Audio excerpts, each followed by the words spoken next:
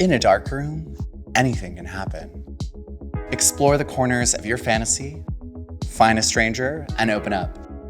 This is Darkroom Confessions. Today, we're taking a look behind the curtain, and we have lifestyle dom and BDSM educator, Kim Pham. Thanks for being here, Kim. Thanks for having me. Ready to be domed. Licensed therapist and mental health educator, Benjamin Goldman. Hi. We're so glad you're here to center us all on this conversation. We need you. We'll see about that. And we have stand-up comedian Naji Kamal. Hi, Fran. Nice to see you, Naji. You too. Model, content creator, and activist, Bryce Willard Smith. Hi, So glad to have you. glad to be here. Looking great, too. Thanks, I try. And I understand you were recruited directly from a dark room. Is that right? I've been, seen in a few dark rooms. You mean aside from this one, this dark room right here? Darker rooms. Darker rooms, right, of course. Well, today we're here to talk about relationships, okay? And in recent years, I feel like everyone and their partner are kind of going non-monogamous, if that's not too flat of a thing to say. It's not just our circle of friends, right? There are some statistics that have shown that as much as 42% of partnered gay and bisexual men are now in open relationships, or at least monogamish. And I'm sure that there's a lot more to be contained within other components of the queer and trans community. Today, we're tackling the renaissance of ethical non-monogamy, if we can even call it that. Whether you're open, poly, swinging, what does it all mean? Generally, a lot of these concepts fall under the term ethical non-monogamy, which a lot would define as the practice of being romantically involved with multiple people who are all aware and agree to this relationship structure. And I guess a good way for us to start this conversation, first off, is to talk about maybe where we're at relationship-wise. If you're comfortable sharing that, of course. Are you dating, or are there specific relationship structures that you adhere to? I guess however you're entering this conversation, I want to know. Benjamin, what about you? So, as a licensed therapist, I don't necessarily love to talk too much about my personal relationship status. But I will say that I get my intimacy needs and need for love and belonging met by the same person, and have been for 3 years. Love that. Oh my gosh, that's so cute. Kim's like, Then that's there's so me. precious. What about you, Kim? Sorry. I'm currently unpartnered, and for the last 5 years, I've been subscribing to what I call hierarchical consensual non-monogamy. So hierarchical in the sense that there's a primary partner, which we can dig into that. And consensual non-monogamy. And consensual non-monogamy. I'm trying to just be super intentional about my words, but there's a lot kind of within the community who say that positing non-monogamy as ethical posits that all non-monogamy therefore is unethical. Slay, that's so good. So yes, hierarchical, consensual non-monogamy. Already getting so nuanced in here. Bryce, what about you? Okay, so I am currently single, but I guess that's not the best way to put it, because I am, emotionally involved with a couple of people. I guess the way that I go about my relationships is just communicating. It's very person specific. I think the type of relationship that I'm capable of having is very dependent on what the other person is willing to do, and kind of the compromise that we can make to meet each other's needs. So yeah, I think single is probably not the best way to put it, but I guess in technical terms, yes, I am on the market. Yes. Okay, good to know. Naji, what about you? So I am also on the market. I'm single, dating. And historically, brace yourself, I do come from a place of monogamy, the M word. Retro. Bleep that if you can. Vintage. It is retro, thank you. I've come a long way in the last 5 to 7 years, though. Now I'm at a place where I'm dating multiple people, and I'm really open to whatever works with the person I'm seeing. Also, that gas was for fun. If you are monogamous, we support you, we love you. There's we believe everyone has agency. Is there something past, present, future that has informed the way you think about relationships? Whether it's from a specific person in your life who modeled it for you, a historical figure, or an instance that just did or did not work for you. I would just love for anybody to. Historical figure, my ex-boyfriend, who, wish him well, cheated on me. And from that moment, I was like, oh, I never want to feel this way again. Therefore, I'm going to open my mind, be open to openness in a relationship. When people ask me, "Oh, you're non-monogamous," that must, your parents must have had a rough situation growing up. I'm like, actually, no. A lot of my principles in my non-monogamy I actually learned from my parents. And I think a lot of immigrants or refugees, when they come to the U.S., form marriages or relationships oftentimes out of like utility, right? Of like, my parents, Vietnamese refugees in Boston, there probably weren't a ton of folks around, maybe scarcity is something that you're thinking about. And so oftentimes these marriages can be formed from a very kind of perhaps more transactional or functional place. And what they do is then I saw growing up in very firsthand experience of like, my parents have so much love for each other, 100%, but they also have so much richness and depth and love and probably eroticism with other kind of connections in their life. And I saw that. And growing up again in mononormous society, I was like, oh, it's really weird that my dad has so many girlfriends that he texts, or that my mom has like a close, friend of hers that she sees all the time. And was it sexual? I don't know. And to be honest, I don't really care to know. All I know is that their needs were being met both in and out of that relationship, and seeing that kind of healthy sort of communication really absolutely informed how I show up. I think something that's on the tip of our tongues is like this ethical non-monogamy thing has like become a bit of a meme in a lot of like gay and queer circles, right? And so all of a sudden, as a lot of people in certain areas of different queer communities, we have a rise in non-monogamy, whatever form it's taken. Now, people that have been monogamous for so long feel like, they're out, right? Like they're out of dinosaurs. Yes, like they're dinosaurs, like they're out of trend, which is, not true. I also even think that like we're going back to monogamy at some point. But I also will say that something that's interesting to recognize about this is like, yes, ethical non-monogamy as like a concept is like trendy and new, but like, especially looking at Western history, going back to like Greek and Roman Empire, having multiple lovers, having multiple partners, having men who are married to women, having male lovers, like this is not an unfamiliar or like new concept, but we are in an age of a lot more acceptance, I think, with the rise of like conceptions of identity. It's also largely like a Western concept. I think they're like, Christianity really spread monogamy as like the root of like our marriage and social structures. Did it? Yeah. Can I just say, I am dying to be ethically non-monogamous. I have a performative copy of The Ethical Slut on my nightstand right now. I have not opened it, and I probably never will, but it's there. Polysecure is the next one to get. Yes. If you have two of them on top of each other, combo. it's going to get them all Okay, wet. send me that link. I would love to kind of illustrate this spectrum of polyamory and non-monogamy that we're talking about.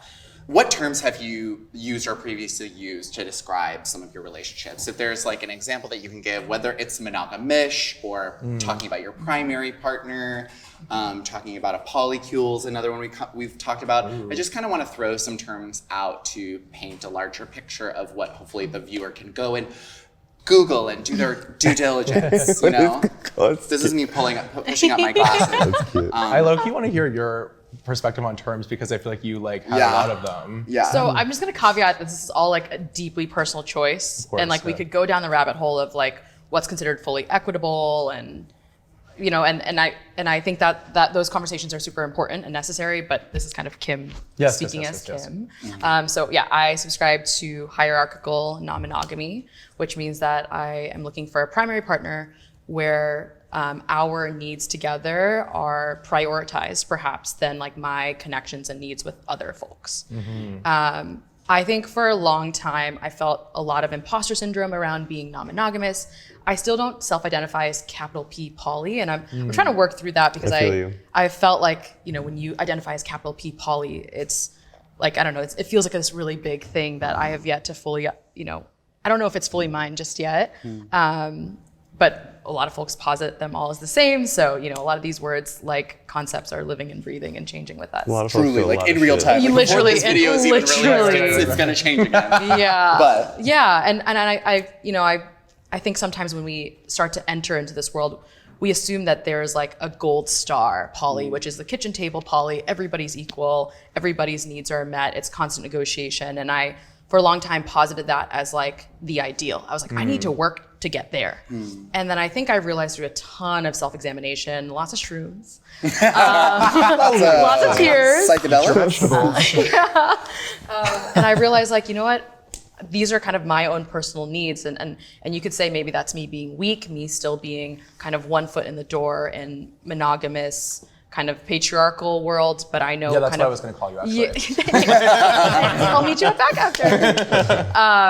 But I just realized, like, this is as it stands. These are my needs right now. Hierarchical non-monogamy, and I'm not going to feel shame because I'm not this kitchen table poly that I think a lot of folks prescribe as like gold star, like you're the best if you can do that. Kitchen table poly is such a good term. I just imagine such a big kitchen It's table. literally like I have friends who are kitchen table poly, and it's Yeah. like we should all be able to hang out. Like everybody's equal. We should all be able to sit. There's no don't ask, don't tell energy, and I really respect a lot of the fundamentals behind that sort of polyamory. I don't know if it's for me in this current season of my life. Does anybody have like an anecdote or something that happened in passing about like something they've noticed about polyamory or people that they've seen in poly relationships or like ways that you've seen this resurgence happen? Is there anybody that can like illustrate it? Yeah, they save on rent. I'll say that. And it's like, I'm sorry, I'm just paying for a 2-bedroom. They're splitting a 1 bed 3, 4, 5 ways. They're just lying there in a California king while I'm like doing my best. Yeah, I don't know. True. I would say that having been someone, I've been across the spectrum, and for a long time, I was really excited about the idea of non-monogamy. I was afraid, and then I explored it, and I saw a lot of things that I like about it. But then once you get far enough on the side of non-monogamy, you start to see the things that are not the best about it. A lot of people aren't particularly ethical about their non-monogamy. Once we get to a place where we're like, you know what, I'm free to do whatever, you start to forget about the part where, well, there is something to be said for unions and being able to trust someone, whether that's a person or like your pod or a community, but like On the baseline, at least from an efficiency point of view, right? Just like Yeah. from like a human development point of view, like it's an efficiency to trust, right? we want exploration, we don't want utter chaos. Right. And when it starts to feel like you have that, that's it can be a little bit scary. Yeah. I hear you on like how some people can hide behind labels and excuse their bad behavior with labels. Like I know within the BDSM community, there are lots of folks who call themselves quote unquote dominant, but are basically just using that to channel misogyny, right? And the same thing can absolutely be said by folks who are like, oh, well, I'm capital P poly, and that means I can do my fuck shit. And like, I say that. I don't Yes, know. you can say fuck shit. This is Snippy's. Okay, we're here. And this gets back to your idea of like consensual, right? Yes. Which I think is like so powerful that you brought that up right from the jump, because we're creating a structure that we're consenting to. And when you mentioned earlier on, like, oh, some examples of this, it's so funny because the two examples that came to mind, I know we're talking about the present. The first one was a member of He Who Shall Not Be Named's family who got married recently, reminded me of that family having a lot of marriages. The second example that came to mind was a dear, dear friend of mine, Henry VIII. 6 wives, right? So Bring them out. Bring them out. And here we are, Queen Anne.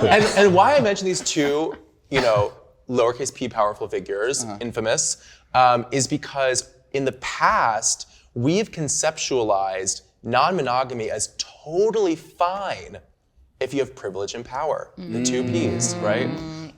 And so, I mean, Inner white, Henry inner man. VIII invented Protestantism in order to Save on rent. exactly. That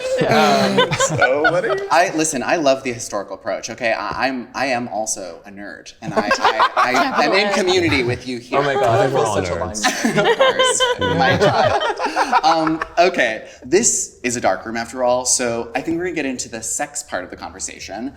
When it comes to polyamory, how do you think communities can benefit from sexually in engaging in, I guess, like non-monogamous forms of relationships? I mean, I have, just to kind of like kick things off here, there is no such thing as the one.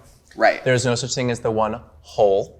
There is no such thing as the one pole. Oh, right? I have 2 holes, and that matters. No, I'm just kidding. I'm just kidding. And I think that like, if you are in a monogamous relationship just off the bat, like what the fuck are you doing to get creative about your fucking? Yeah.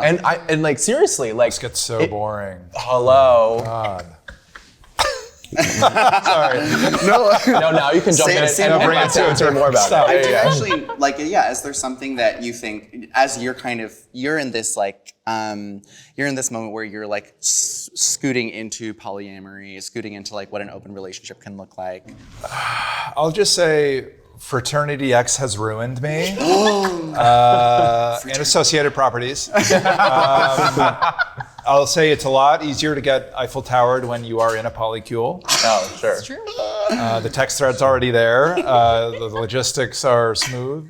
Porn as a factor is like so important, right? Because like we're so okay with like, oh, let me watch this like nasty piggy scene with like 12 guys, everyone getting cum all over their face, right? And then we go home to our partners, or some people go home to their partners, and they're like, no, don't spit in my mouth, you know? And it's just like, right. we have this double standard around like, I am so progressive, like I believe in, you know, sex autonomy, etc. But then when it comes to actually, you know, the act of sex, we're like so scared of it. Yes, I think monogamy can underline this Madonna horror complex that we have in society that says like our partner needs to be this like perfect, beautiful thing. We only have this beautiful, intimate connection, and then here's all my nasty shit on the side, right? Like, and someone that I would do those things with is not someone I would pursue a serious monogamous relationship with. Versus polyamory cracks that all open and is like, you can form different types of relationships, sexual, romantic, etc.,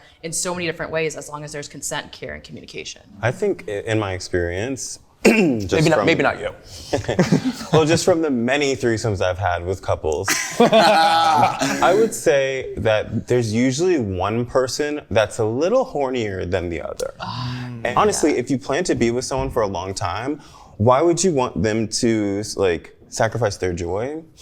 Some people tend to be a little bit more asexual, like just naturally, and I'm not trying to force you to have more sex. You know what I'm saying? Like you should be free to watch TV and eat snacks. whatever it is you people do. That's my sexual orientation, by the way. Law and order. And that's why I don't ever do threesomes with couples. I've Because never unicorn. someone I've learned. always wants this more than the other. And I don't want to get involved in all that. Not I don't new wanna couples. be in the Has that been like? I learned that. Has that been like a problem, like in the past for you? Has that been like Problem's a strong word, but I've like noticed tension, or someone leaves the room and I can tell there's like something going on between I'm just them. asking if couples are like really into you. Well, obviously. Hello. They wouldn't have reached out. I, as a bisexual woman, constantly am bombarded with like unicorn requests, and there is this. Unicorn What's like a- unique? Yeah, or? what's a unicorn? Oh, request? so a unicorn is typically like the third brought into a couple, and it's traditionally a bisexual or pansexual woman. Yeah, and there is always like this. You're right, like this inequity, and like someone obviously wants it more, or the worst is like I'm someone's birthday present. Yeah, literally. And I think in my younger years, I was like, oh, this is fun and interesting. And now I'm like, oh, y'all are not communicating, and I'm not going to be the conduit and vehicle for your lack of communication. Okay, so I'm not gonna say that I like being the birthday present. Actually, I generally don't like being objectified. I think sex is deeper than that. However, in my experience, if you're talking about a couple that's been together for not that long, or you're talking about a couple who's been together for a long time based on some other premise that doesn't involve communication, yes, they'll do the birthday present thing, they'll do this weird thing, and then one of the partners will pull you to the side and be like, let's get a hotel when she's not around. Like, some BS like that, you know what I'm saying? Like that happens. But I've had some amazing experiences with like two hot dads, or one of the dads is like, you know what, I'm not as into you as my partner, I get it, but he's also not leaving me for you. Like, let's be honest. Also, So being have a cuck great is time. cucking is hot. It Like is so obviously, It's hot when it's real communication. Like, if we Yes. have something real here, Yeah. neither of you have anything to worry about, and I'm respectful. Like, Yeah. I hope you got that from me. I'm gonna respect what's going on there. So Yeah, no, I depends 100% on the- hear it you. depends on I the think most situation. of my negative unicorn experiences have largely been with straight couples who haven't had that sort of communication, Right. or just like, oh, well, my boyfriend's been wanting this and I feel bad. And so let me indulge, right? And as a third person coming into that, I'm like, there's some shit in the room that like I'm not ready to like help them work through. The heterosexuals are in crisis. They really are constantly in need of support. There's a number at the bottom of the screen to test. Yes. No, I'm just kidding. Psychotherapist Esther Perel says monogamy used to mean one person for life. Now, monogamy means one person at a time. Our partners do not belong to us. They are only on loan, she says, with an option to renew or not.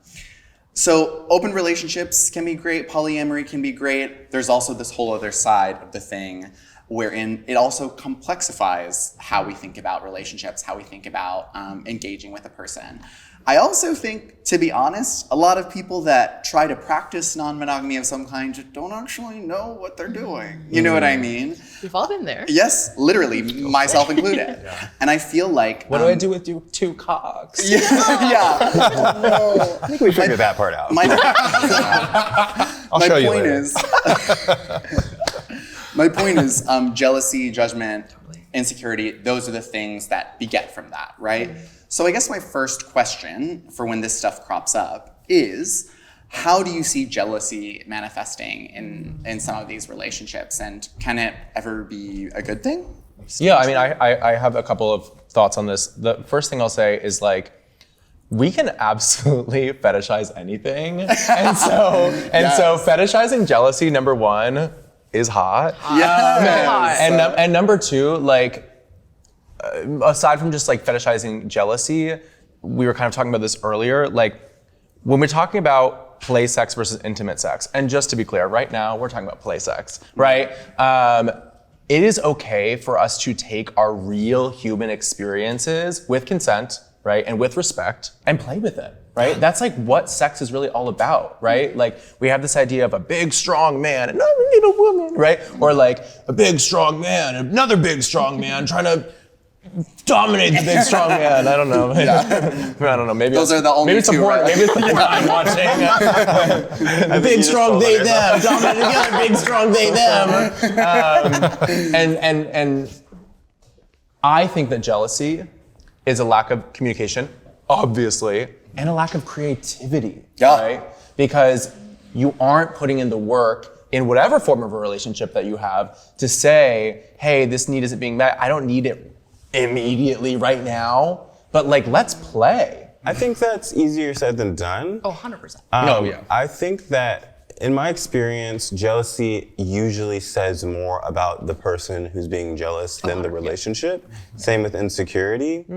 I think that a person that's jealous is usually saying that they have a fear of being abandoned, more than likely. They have a fear of being let go of because they don't feel like they're enough. It's not, and it could be based on the way that their partner is responding to them. But I think a lot of the time it's like, if the language that the partner is using to express that they like are truly there and that there's a good foundation and that they're happy about the relationship they have, isn't the same that the other partner wants to hear, then that can cause jealousy or insecurity. But not You're actually totally right. That's like 100% spot on. And it goes back to this idea of like perceived psychological safety. It's like, you're just creating a narrative, right? Yeah. Like, am I gonna, like, it's totally about what the person is telling themselves, so. But if on the other hand, the times that jealousy can be good, in my experience, is if the person is registering the jealousy rising up, they're like, oh, I'm feeling jealous. This is probably because of my abandonment issues.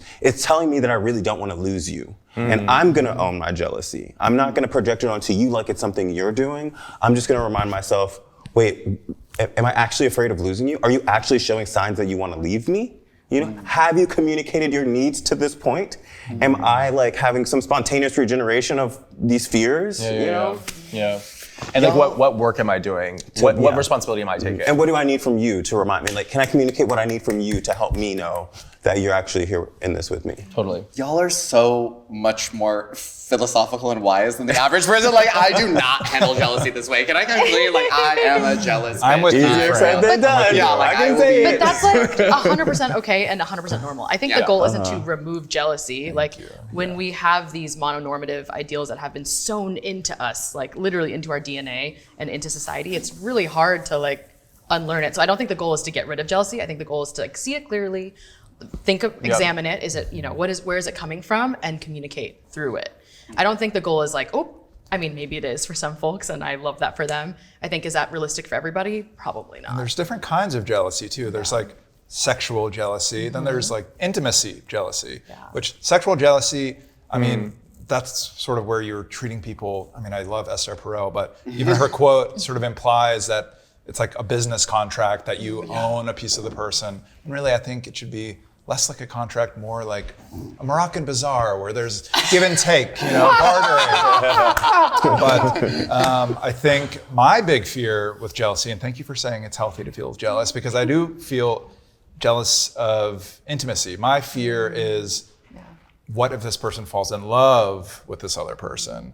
I'm confident sexually. I say, get yours, I'll get mine. Talk about it or don't. That's, based on the parameters of our relationship, whatever we decided. But isn't it the idea of that too is kind of like, once again, this like idea of safety. It's like, even if you're in the most monogamous, you live in a box with someone, like the person can still fall in love with someone else. And that's like kind of the other side of jealousy too, is that it is a hot emotion that is absolutely can be based in like facts, but also can be based in a narrative that you've created from your past.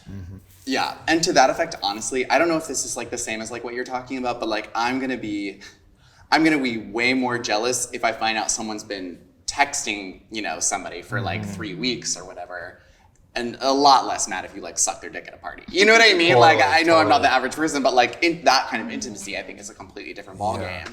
So as we navigate this, boundaries are important. Okay, just another favorite buzzword that we like that still has meaning and import. Yeah. I'm curious, what kind of boundaries or rules or agreements do y'all have with your various partners? We mentioned don't ask, don't tell earlier. I think that one comes up a lot. Is there anything that comes to mind? I am a huge advocate, personally, depends on what works for you, of don't ask, don't tell. Rest in peace, Bill Clinton. I know he's looking up at us and smiling. I don't want to hear about it. I want you to have your fun. I prefer if we don't bring it up. I was dating someone who, I was on his close friends, and we were dating 3-4 months, and I was sort of seeing him talk about how much dick he's getting, and I was like, I'm gonna mute that. Like I just didn't want to have to engage on that level with him, I think there's a point in the relationship when it's like, okay, let's turn the dial up. I want to hear this. When I first start seeing someone and hanging out with someone, what's the point in us like engaging in anything outside of us when we're together? Let's just focus on the chemistry that we have and let this grow. But when I get to a place where you've been seeing someone for like 2 or 3 months and it's very consistent and we're talking about everything else, now it just feels like you're like hiding something. I don't want my delicate sensibilities to stop us from going deeper with each other. Like please take me there. And I'm gonna take you there. Frankly, it's kinky for me. I'm the type of person, I don't know about y'all, but I'm the type of, yes, compersion, exactly. I'm the type of person that likes to hear my partner who's growing into their kinkiness as they find security with me, walk out of the dark room and be like, I just stuck 3 dicks. I'm like, ooh, do you got pics? Compersion, we have a term. Compersion. Someone want to contextualize it? It's when you find joy when your partner finds joy, even if it's external of you. Ooh. People often put the foil of like jealousy versus compersion. Is it the same thing as like cucking or in the voyeurism umbrella or something? I think folks can find compersion within cucking, but I think compersion's like the umbrella term of like, I don't know, in the poly community, folks like strive for compersion of like, oh, nice. Okay. if I'm able to work through my jealousy and I'm able to find joy when my partner comes home and tells me about this like raunchy little orgy they had. And I would say that cucking also is like a kind of a role-playing jealousy under the term of compersion. It's we like can actually, fetishizing I'm actually jealousy. experiencing Yes. compersion, but like it's turning us on for some reason to fetishize the jealousy. Yeah. We love using eroticism to work through things. Yeah. Boundaries are living, breathing things. That doesn't give us the right to like consistently violate them with our partners, but I do think it's an open dialogue. It's never going to be a final destination. Like actually for me, with one of my boundaries is like, I'm down to hear about it if we communicate in advance. You have to ask me like, Kim, are you in a headspace to hear about my date tonight? Right. Yes, no, Yeah. do I opt in or not? Easy.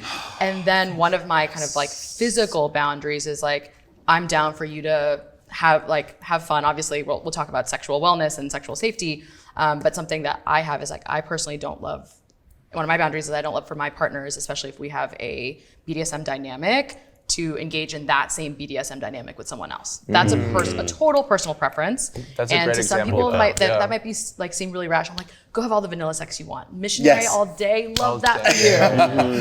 But are you But going don't to call engage? somebody like sir, I'm please. mommy. No one else is mommy. I'm not gonna Mommy, there's one child in this One. family. I do think it's tricky. I'm gonna say like I don't yuck anybody's yums, but I have my own personal fears when it comes to that, just because I feel like, and like I said in the beginning, it's totally different. But if we're starting to build this thing, we're like 3, 4, 5, 6 months in, it's okay for you to have your own thing, you know what I'm saying? I'm not asking you to tell me every detail, but Right. like I might want to know just, yes, this person is kind of special. It's like, the term I use is like micro boyfriend. Some people say lover. Did you say micro boyfriend? You definitely don't say that if they're really More common, terms. though. I agree. When it comes to micro boyfriends, I would like to be looped in. Yeah. What about nano boyfriends? Yeah, no boyfriends similarly tell me a thing or two. What about I'm just what about kidding. macro boyfriends? I didn't mean to cut you That's a off. problem. No, I mean, I think when it comes to micro boyfriends, I definitely want to be looped in. When it comes to slutty play, go nuts. Right. You know, I might, if I see you in the dark room, I might adjust my gaze to maybe not stare at you, but it's the micro penis, micro boyfriend. Sorry, sorry, my terms. That's where I would prefer a heads up. Does the micro boyfriend know they're being called a micro Yeah. boyfriend? Ooh. Not necessarily. That's also a key thing They for might me. like it. They might. might be into it. They might like to know Micro that fetish. where they stand. That's another thing communicating wise too is like, the micro boyfriend better respects me. Yeah. That's where that line is. Like, I don't need much more out of this. I probably want to meet them once or twice just to know they respect what we have and that they're not trying to encroach upon that. And once I'm on that level, I can see them out and be like, "What's up? You're Yeah. bringing joy to my person." You know what I'm saying? Like, I love that. Let's picture this though. You are single. Some of you are not single, but so imagine that you're single. You're ready to mingle. You've been chatting with someone you're ready to meet up with, and all of a sudden they kind of disclose that they're in an open relationship. I kind of want to start with the single people and ask, where do you go from there, right? Do you have a boundary that you communicate? Do you feel it out? Like, how do you kind of start to navigate? Well, from that point on, it's a sex thing. It's no longer a romantic thing for me. You're lucky these days if people even disclose it at all. Yeah. I went on multiple dates with someone this past summer who things were going great, sex was good, there was a vibe. I found out from another person that they've had a partner for like the past 6 years. It didn't I've come heard up. this story so many times. Yeah. And it's like, So wild. and he texted me, he's like, when are we gonna hang out? I'm like, we're not gonna hang out. Like, this could have been cool if you had just told me that like day one. I feel like that's something specific to gay male hookup culture and like where we meet too. Like, I Get think it's off something Hinge. that. Hinge is not for that. Sniffies is though. Sorry. Shouldn't name brands. Very true. Like, if you have a long-term partner, don't take me out to dinner. You know what I mean? I just me want out to to like, dinner. Whenever. Unless it's within like their communication, right? Like, right. is that if a they personal preference communicate you're it- saying? If they communicate it, great. Free Anything- dinner is free dinner though. You're not Come down. wrong. I didn't say it was free. Dinner, chatting on Instagram. There are certain levels that I guess you get to in a relationship, and a lot of that comes down to emotional closeness, right? An intimacy that is created between partners, for lack of a better term, boyfriends, girlfriends, they friends, like whatever it is. It's like there is something now to this relationship that would suggest that there's some kind of commitment. How do y'all navigate, I guess, the boyfriend effect? We've been talking about it a little bit. And how can we, I guess, like responsibly figure out when things are close? I mean, I think just like the question is kind of complicated. There's a lot of elements to it, but from a broad point of view, right? It's just important to remember that like to be mindful of the kind of intimacy we're offering to people. I would add to that, ask. Just by the way, do you have a boyfriend? Right. Ask, Yeah. talk about it. Like we like to add this mystery to the sexuality. It's like, oh, it's so romantic if we're mysterious about it.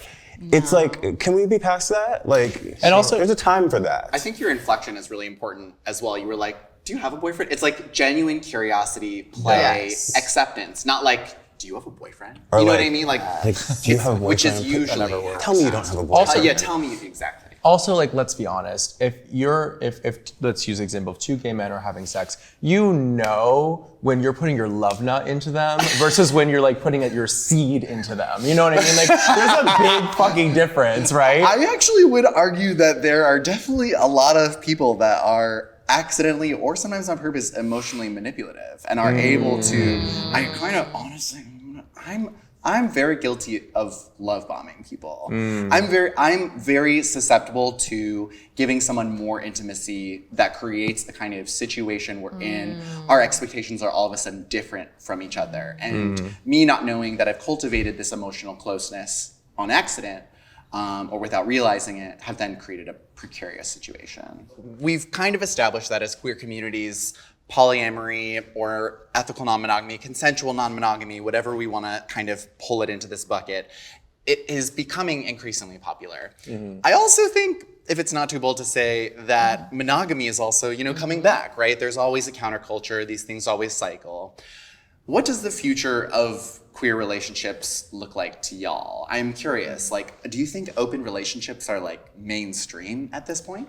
I'm not seeing any monogamy. I don't know what we're talking about. I've not encountered a queer monogamous, I should clarify, a gay male, cis male monogamous relationship in years. I don't know about you, but I haven't seen it. I also think the conversation we're having is maybe specific to our place in a metropolis, right? Yeah. This is different across the country. Right. I also kind of feel, maybe not just in terms of sentiment, but culturally, in terms of the stories and films and TV shows we consume, it's all monogamy. We're never gonna. We don't have a poly Disney princess. And we deserve one. You know what I mean? Need her. That would The be dwarves incredible. weren't in a polycule? Yeah. Oh, God. Can you imagine? Actually, we should just be rewriting all the old stories and just making them all polycules. Belle was in a polycule, Cinderella. The three fairies. Devastated. Listen, yeah. Definitely a throuple. those seven dwarves, 100%. those seven dwarves Yeah. were all Imagine that ethical train. in their non-monogamous Dear structure. God. I feel like what we've kind of said is that queer people are maybe more likely to seek these new relationship structures, new quote unquote relationship structures. And I feel like a lot of this comes back to who we are as a community.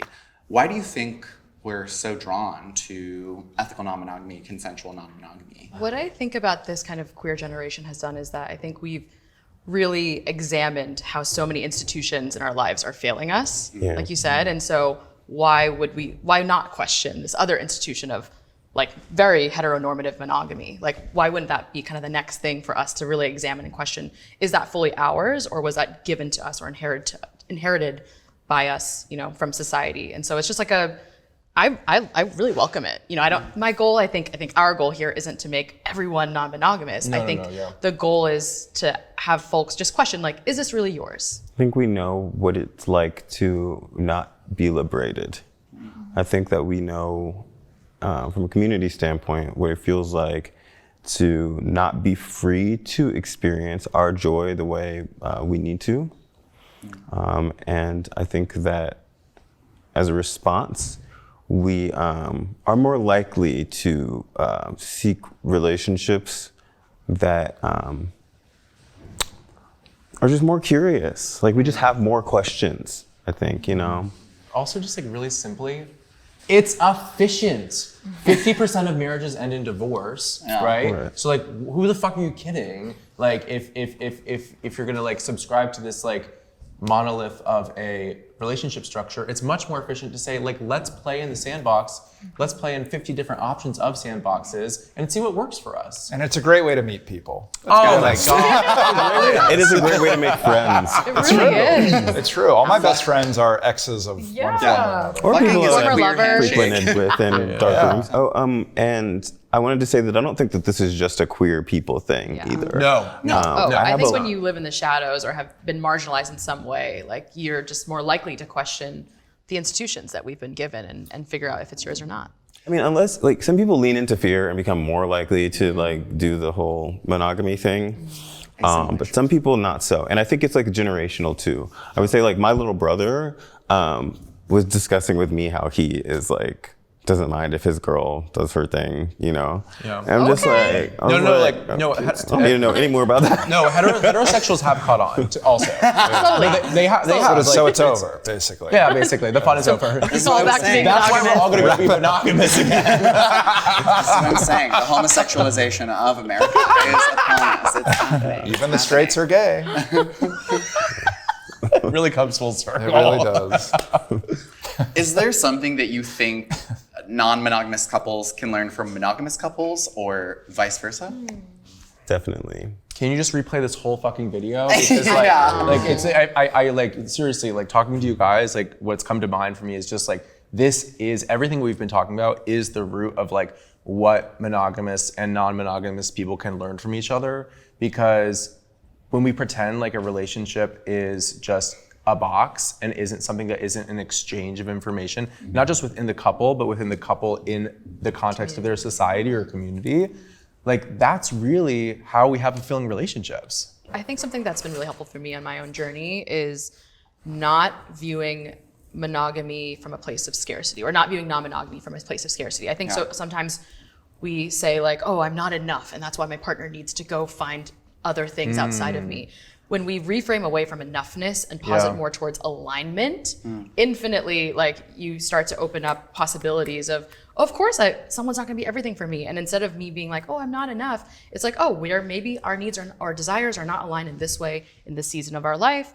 What can we do creatively to build connection with other folks or other whatever to bring kind of full rounded joy to ourselves, like full spectrum of joy, I guess. We all just want to be loved fundamentally, right? We want acceptance. We want to feel like we have a place, a role in this world. I think having multiple partners gives us multiple chances at feelings of acceptance. And so maybe sometimes people are going after that as well. We all want to be loved or stepped on by mommy.